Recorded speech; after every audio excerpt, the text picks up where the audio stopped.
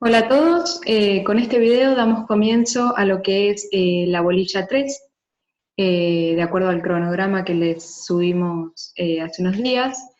Hoy vamos a empezar a hablar de lo que son los atributos de la personalidad, entendidos como aquellas cualidades intrínsecas y permanentes que constituyen la esencia de la personalidad y determinan a los entes, a las personas, en su individualidad. Estos son el nombre, el estado, la capacidad, el patrimonio y el domicilio. Tal como yo les puse ahí en el comienzo de esta unidad, nosotros en esta bolilla 3 vamos a estudiar el nombre, el domicilio y el estado. En la bolilla 4 vamos a estudiar todo lo atinente a la capacidad, que al ser un tema más complejo requiere todo un estudio de una bolilla completa. Y por último, la doctora Marcela del Río les va a hablar de todo lo que es el último atributo de la personalidad, que es el patrimonio, y lo van a ver en la bolilla, si no me equivoco, las 7. Así que bueno, vamos a dar comienzo hoy, vamos a desdoblar esta clase, hoy vamos a hablar de lo que es el nombre, y el jueves vamos a hablar de lo que es el domicilio y el estado, para no dar todo junto. Bueno, les iba a compartir, yo después les voy a pasar el PowerPoint, que de hecho creo que ya lo subí, así lo pueden ir siguiendo con la clase. Bien, el nombre. Yo siempre en las clases les cuento un poco lo que es el origen del nombre. Tiene que ver con, bueno, ustedes saben que el nombre es el modo más antiguo que tenemos de identificar a las personas en la sociedad. Cuando las sociedades en su origen eran primitivas y poco numerosas, es decir, que quizás eran pueblos o grupos de personas que por ahí no constituían más de 20, 30 personas, eso era suficiente con que existiera un nombre individual, es decir, que nosotros habláramos de Luciano, de Fernanda, de Felipe. Cuando las ciudades se van poblando, esa forma de designar a las personas resultaba insuficiente, con lo cual era necesario agregarle a ese nombre de pila algún indicativo de que diferenciara, por ejemplo, dos Felipes que existieran. En ese caso, lo más frecuente era agregarle al nombre de pila, decir, qué sé yo, Felipe, hijo de Fernando, o Luciano, hijo de Eduardo. Eso era lo más común. Más tarde esa expresión se transforma y se pone las dos letras EZ al final de el Fernando. Entonces, por ejemplo, en vez de decir Felipe, hijo de Fernando, decíamos Felipe Fernández. ¿No es cierto? Como tantos que conocemos hoy. Y otras veces no solo se completaba con esa E y esa Z final, sino también, por ejemplo, con el oficio. Entonces conocíamos a Carlos Herrero, o Carlos Calvo, o con alguna característica física también. Con el paso del tiempo, esas construcciones de nombre primitivas se iban haciendo hereditarias y se transformaban en lo que hoy conocemos como apellidos. Eso es un poco los orígenes del nombre.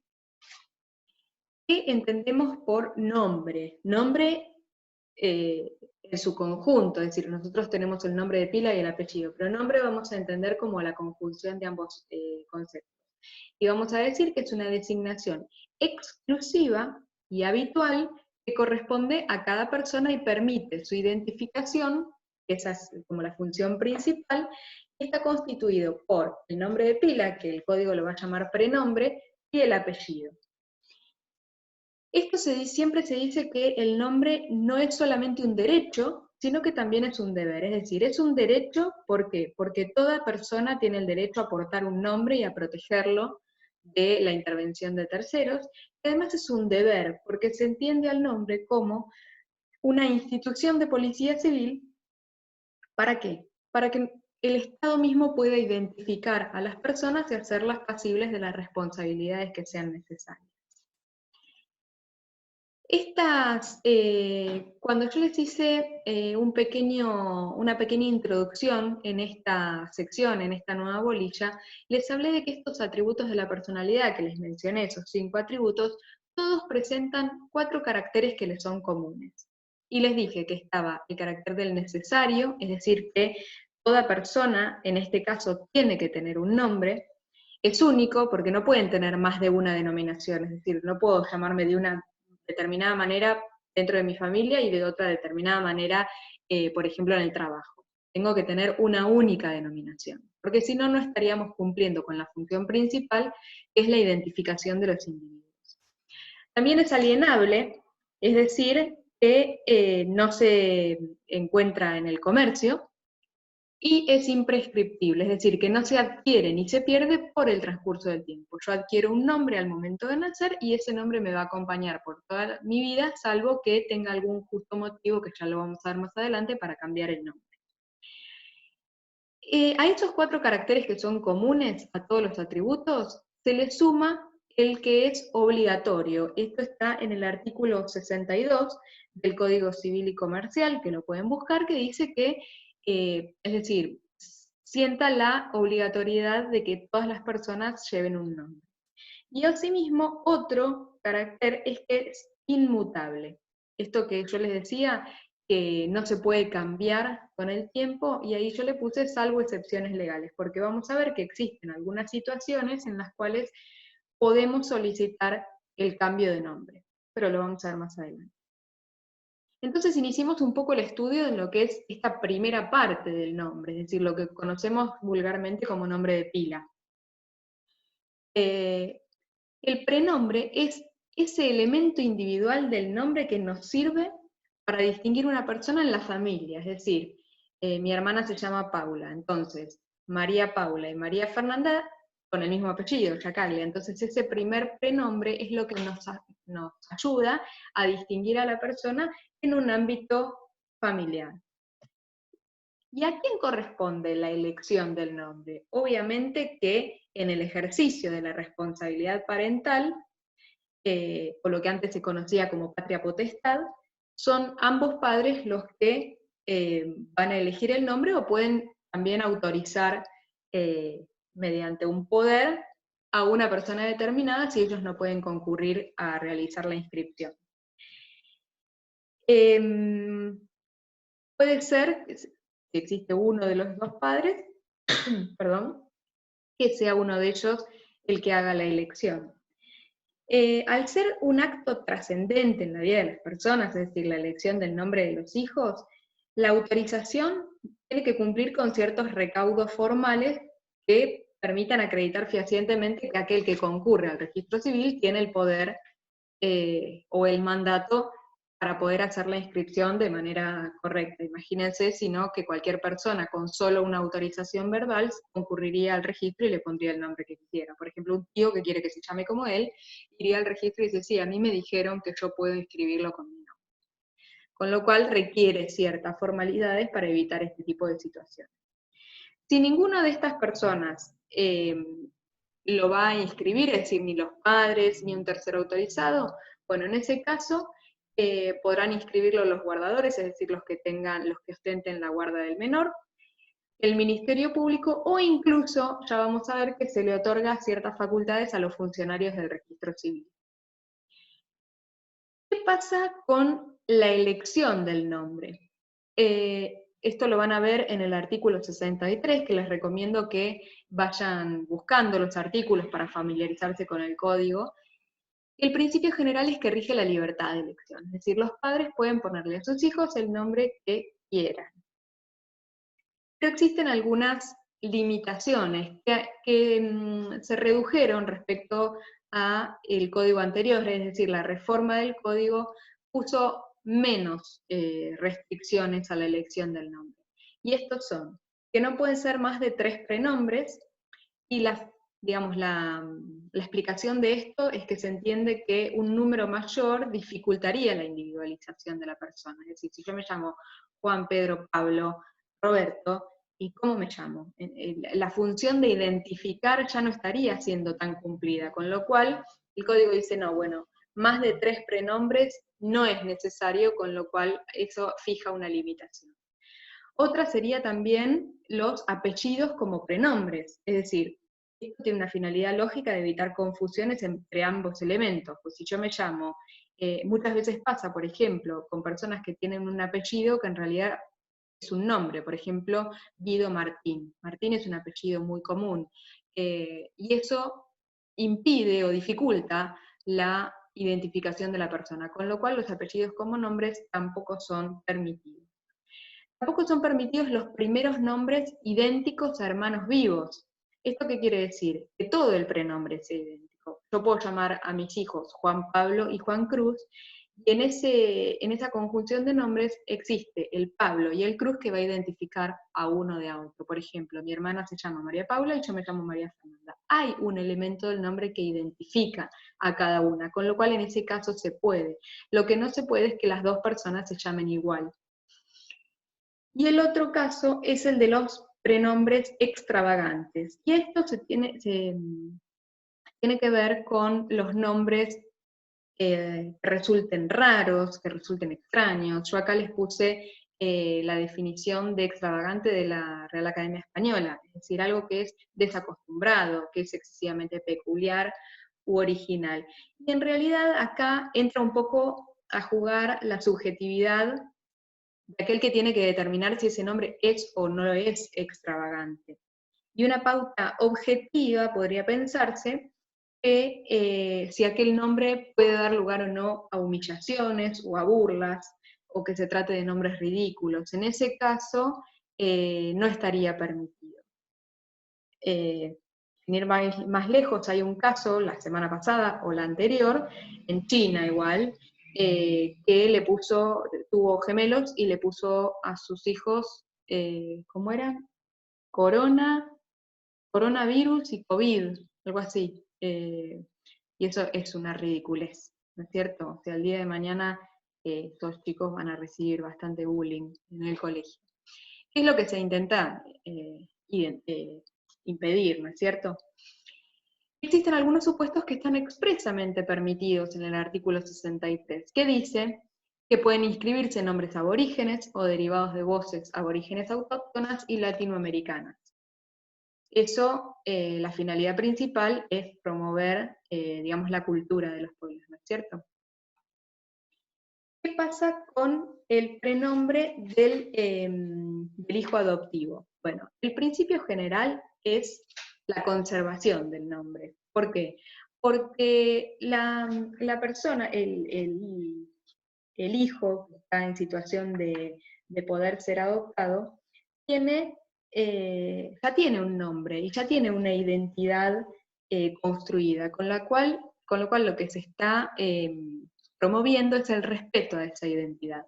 Sí puede solicitarse el cambio o la adición con los debidos fundamentos. Antes de la reforma del código se permitía que cuando los hijos adoptivos no habían llegado a la edad de 6 años, se le podía cambiar el nombre. ¿Y por qué se hablaba de esto de los 6 años? Porque en ese momento los chicos ingresaban a la vida escolar y ahí se entiende que eran conocidos en la sociedad por el nombre que llevaban, y era como que su identidad estaba construida de una manera mayor, con lo cual hasta los 6 años se podía cambiar. Actualmente, con la reforma del código, se trata de conservar el nombre de los hijos por una situación de respeto de su identidad. ¿Qué pasa con el apellido? El apellido es la designación común que tienen todos los miembros de una misma familia. Existen distintas clases de apellido, que muchos de ustedes deben estar incluida en alguna de estas. El apellido simple, que es aquel que está integrado por un solo elemento.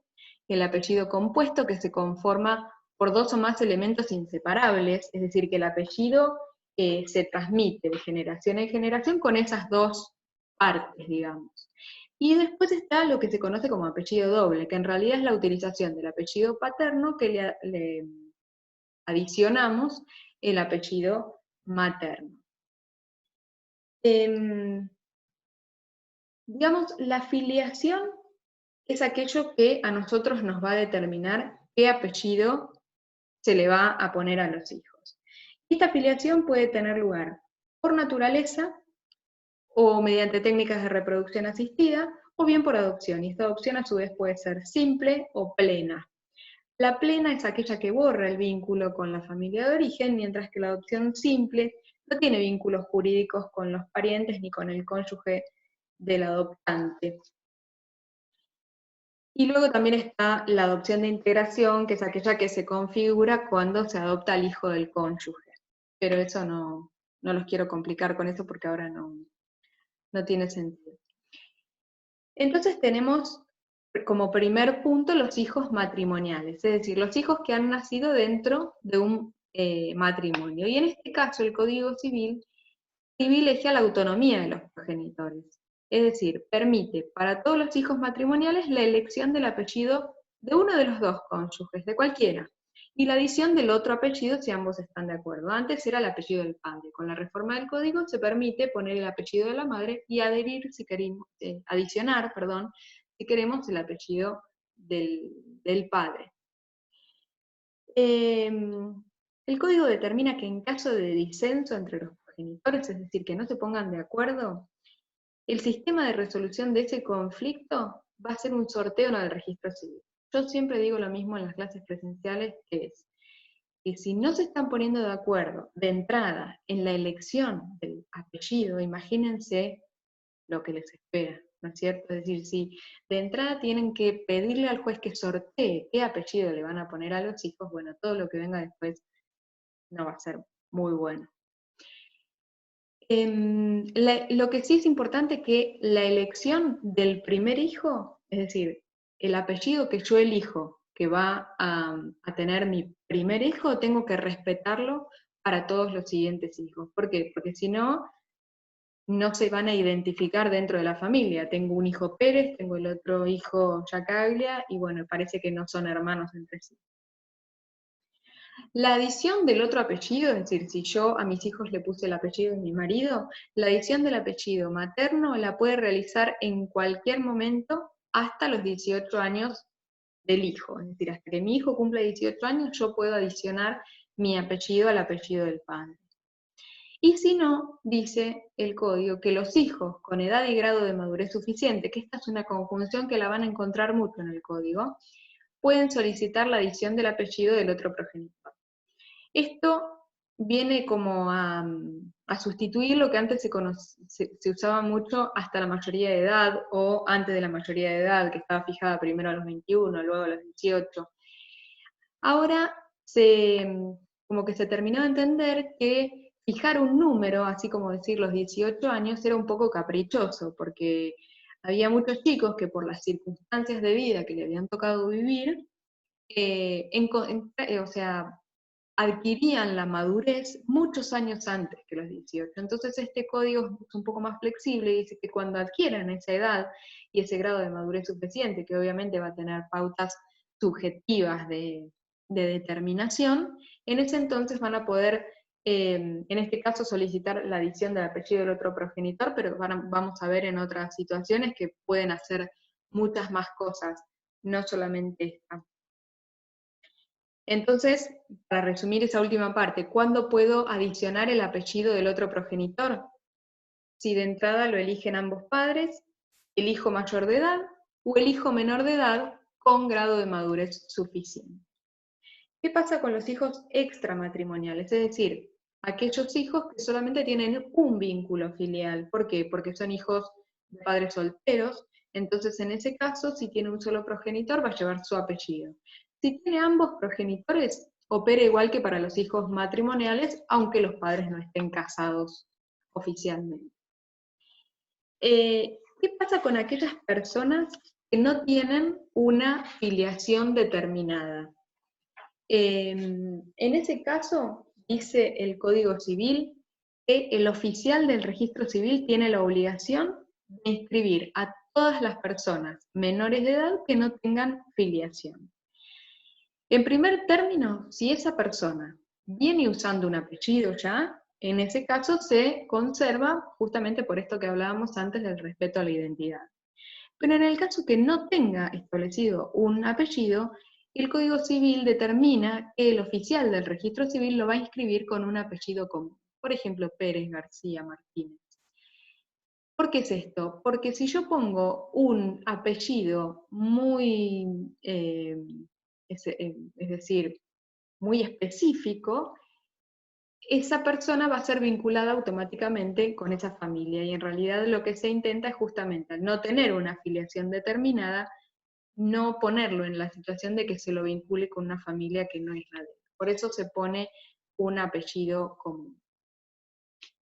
Bien, ¿qué pasa con el apellido de los cónyuges? Que es otro de los casos. Ustedes saben, recordarán, muchos de ustedes deben tener sus padres o abuelos, que antes era común utilizar el apellido del marido, para las mujeres utilizar el apellido del marido. Por ejemplo, mi mamá es Marcela Vela de Chacaglia. Antes era muy común. Actualmente, con la reforma del Código Civil y Comercial, se eliminan las restricciones de sexo entre los cónyuges. Entonces, durante el matrimonio, está la opción de cualquiera de los dos cónyuges de agregar el apellido de su consorte con o sin la partícula D. En caso de disolución o nulidad del matrimonio, la norma contempla solamente una excepción para continuar usando el apellido del otro cónyuge una vez que está declarado nulo el matrimonio, que está disuelto, que es una causa genérica y abierta, dice, que habla de motivos razonables y que le va a corresponder al juez evaluar si las circunstancias ameritan que el requirente continúe utilizando o no el apellido. Es decir, por ejemplo, si una persona es reconocida en su actividad profesional por utilizar un determinado apellido, que en realidad era el apellido del marido, y luego se divorcia, bueno, en ese caso le puede solicitar al juez la autorización para continuar llevando el apellido de su marido. ¿Por qué? Porque es reconocida así en su ámbito profesional. Eso sería un motivo razonable. En el caso de la viudez, si contrae nuevas nupcias o si constituye una nueva unión convivencial, en ese supuesto va a perder el derecho a usarlo. Si no sucede ninguna de esas situaciones, puede continuar utilizando el apellido de su consorte fallecido. Bien, otro de los temas es el tema de los hijos adoptivos. Cuando la adopción es unilateral, en ese supuesto se concreta portando el apellido de la persona que sea padre o madre.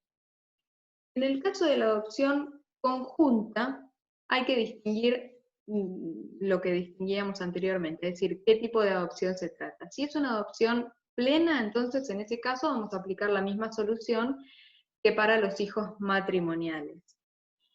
Sin embargo, dice el código, excepcionalmente y fundado en el derecho justamente de proteger la identidad del adoptado, se permite agregar o anteponer el apellido de origen. Esto antes solamente era posible en la adopción simple. ¿Por qué? Porque se entendía que la adopción plena borraba de forma determinante el vínculo con su familia de origen. Y en la adopción simple, el principio es que a petición de parte, ya sea de la persona adoptada o de los adoptantes, se mantiene el apellido de origen y se faculta a reubicarlo, pudiéndose adicionar o anteponer el apellido de los adoptantes. A falta de petición expresa respecto a esta situación, se rige por las mismas normas que la adopción plena. Otro de los temas más importantes de cuando estudiamos el nombre es aquel que tiene que ver con el cambio de nombre. Yo cuando les estuve hablando al principio de los caracteres del nombre, les dije que específicamente uno de los caracteres era la inmutabilidad. Es decir, la prohibición de modificarlo por un acto voluntario y autónomo del individuo. Es decir, hoy me levanto y digo, hoy me voy a llamar Florencia, y voy al registro civil y me cambio el nombre. No.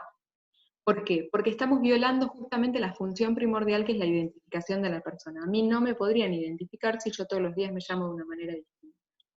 Pero ¿qué pasa? El código permite una excepción a esto del cambio de nombre y habla de lo que el código entiende como justos motivos.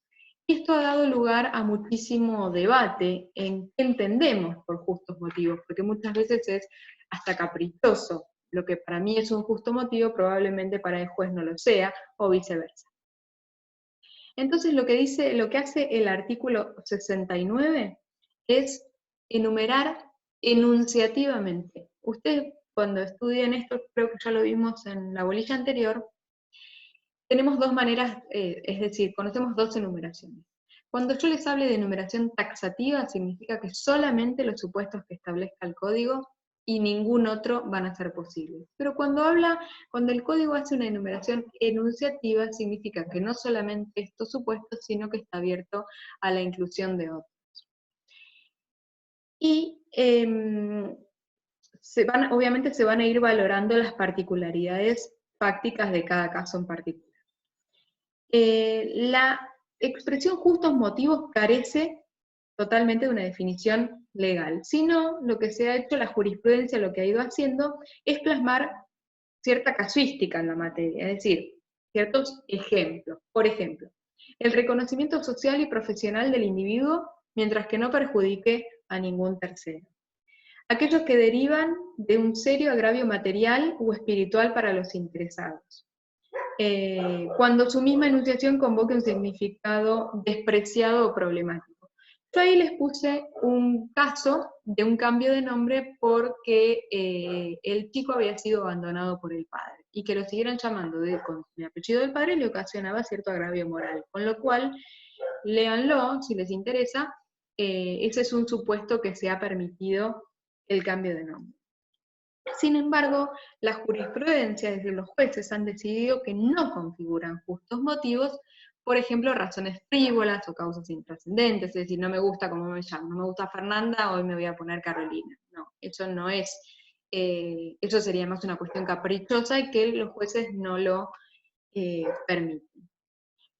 Hay supuestos que están expresamente contemplados en el Código Civil y Comercial, que son el seudónimo, si hubiera adquirido notoriedad. Ahora vamos a ver lo que se entiende por seudónimo. Algunos motivos de índole religiosa, se ha permitido, por ejemplo, el cambio de nombre de alguna persona que sea devota religiosamente y que su apellido sea ateo. Bueno, en ese caso se le ha permitido el cambio de nombre.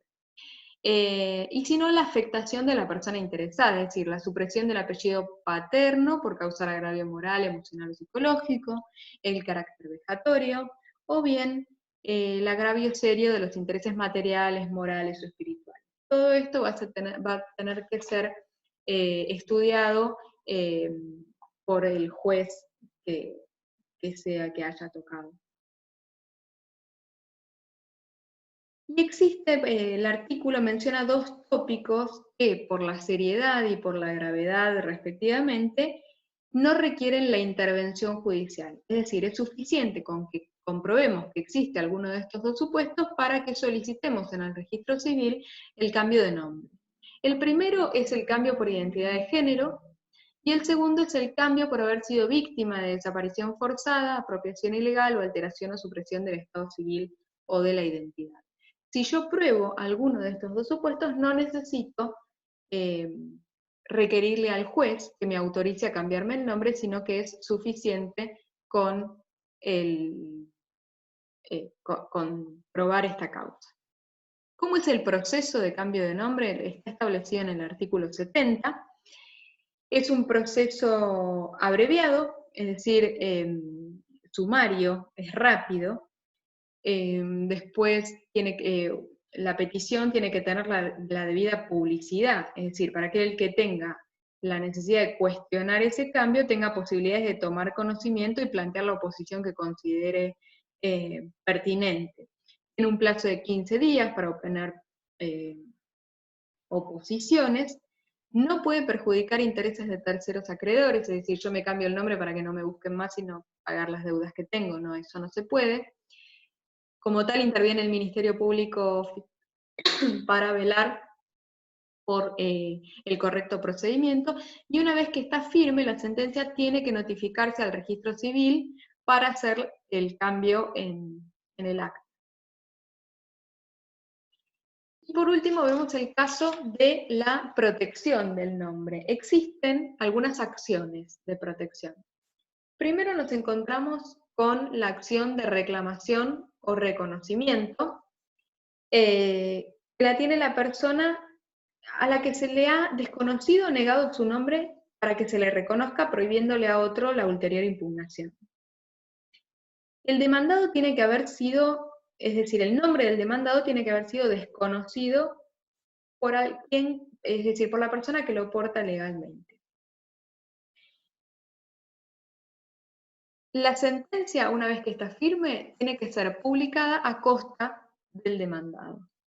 Después está la acción de usurpación del nombre, que es mediante la que se habilita al portador a accionar contra quien emplea indebidamente su nombre para que cese en esa conducta. También se ha utilizado cuando el nombre ajeno se utiliza para designar a terceras personas que no son sus titulares. En este caso también la publicación de la sentencia, en este caso queda a criterio del juez. Y por último está la acción por uso ilícito o impropio del nombre, que también se la conoce como acción de defensa del buen nombre. En este caso, se está en presencia de alguien que utiliza el nombre de una persona para denominar alguna cosa, personaje ficticio, marca o producto de ella, y se requiere la supresión del uso con la cual se identifica, por ejemplo, este personaje ficticio, porque le provoca al actor algún daño material o no material, que puede ser también un daño psicológico. En este caso, la publicación de la sentencia también queda a criterio del juez. La legitimación activa es decir, ¿quiénes son aquellos que están legitimados para solicitar estas acciones? Bueno, en vida obviamente el damnificado, y luego de su muerte los descendientes, cónyuge o conviviente. Si no cuenta con ninguna de estas personas, también podrán solicitar las acciones los ascendientes o los hermanos. En todos estos supuestos, en estas tres acciones, además de solicitar, por ejemplo, que no se utilice más el nombre, puedo reclamar por los daños y perjuicios que me hubiera ocasionado. Y por último, vemos lo que es el seudónimo en el artículo 72, que este artículo le otorga al seudónimo el calificativo de notoriedad, es decir, le otorga las mismas acciones de protección que al nombre. Y quien emplea un seudónimo debe haber trascendido relativamente en su actividad. Es decir, que si yo digo ese seudónimo, automáticamente se refiere a una persona determinada.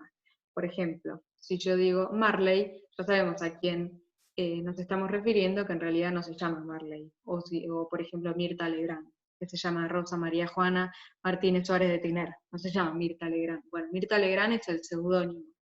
Estos seudónimos, una vez que adquieren esa notariedad, tienen las mismas acciones de protección que el nombre.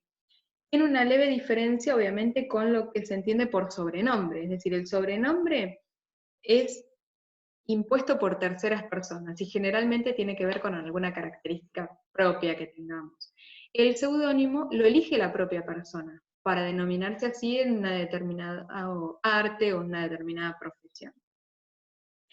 Yo ahí les puse algunos casos de seudónimos argentinos para que ustedes puedan chusmear cómo se llaman algunas personas que no se llaman cómo se llaman, es decir, que utilizan el seudónimo en su vida común.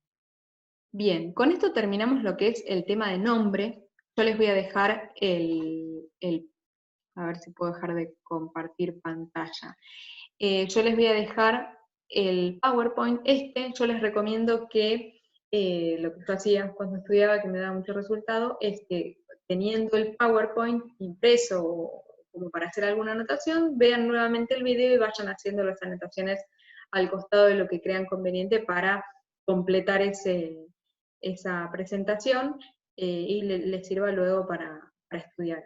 Les voy a dejar uno de los casos de cambio de nombre y el caso de, también para que lo lean, de Florencia de la Vega, Florencia de la V actualmente, pero que en su momento ella se hacía llamar Florencia de la Vega y tuvo una acción por el uso del nombre, con lo cual ella se tuvo que cambiar a Florencia de la V o Florencia Trinidad, también la conoce.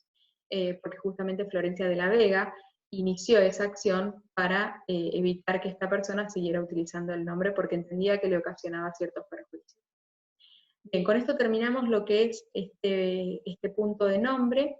el jueves vamos a ver lo que es domicilio y estado y les voy a dejar una pequeña actividad para que hagan para la próxima semana.